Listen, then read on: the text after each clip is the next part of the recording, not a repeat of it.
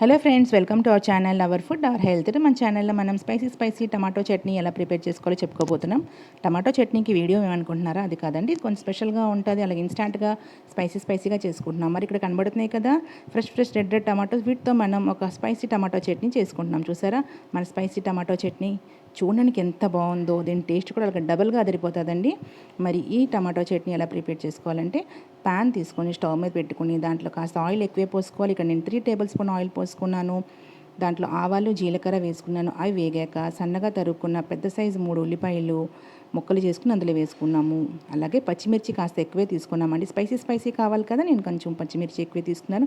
మీ taste తగినట్టు మీరు తీసుకోండి. నేనైతే ఇక్కడ ఒక 8 నుంచి 9 పచ్చిమిర్చి తీసుకున్నాను. ఇప్పుడు చెప్తుంటాను కదా, ఉప్పు కొంచెం ముందుగానే మనం ఉల్లిపాయలు వేసుకుంటే తొందరగా వేగిపోతుందని మరి ఉప్పు వేసేసుకుని ఉల్లిపాయలు వేగాక అందులోకి ఫ్రెష్గా దంచుకున్న అల్లం వెల్లుల్లి పేస్ట్ పచ్చివాసన పోయిన వరకు ఇలా కలుపుకోవాలి. ఇలాగ ఇవంతా మగ్గాక ఇందులోకి మనం కారము, పసుపు వేసుకోవాలి. ఇక్కడ నేను 1/2 టీ స్పూన్ పసుపు తీసుకుంటున్నాను. అలాగే కారం ఒక 2 టీ స్పూన్స్ కారం తీసుకుంటున్నాను. మీకు ఇంకా కారం ఎక్కువ స్పైసీ కావాలంటే ఇంకాస్త పోసుకోండి. నేనైతే 2 టీ స్పూన్స్ కారం తీసుకున్నా. ఇవంతా శుభ్రంగా మగ్గాక ఇందులోకి మన టమాటోస్ తీసుకున్నాం కదా, అవి ఒక్కసారి మిక్సీ వేసేసుకోండి. సన్నగా అయిపోతుంది అన్నమాట. అవి వీటిలో ఆ టమాటో ప్యూరీ ఇందులో వేసేసుకోండి. ఇదంతా కలుపుకొని ఆయిల్ పైకి వచ్చిన వరకు సిమ్లో పెట్టి కలుపుకోవాలి.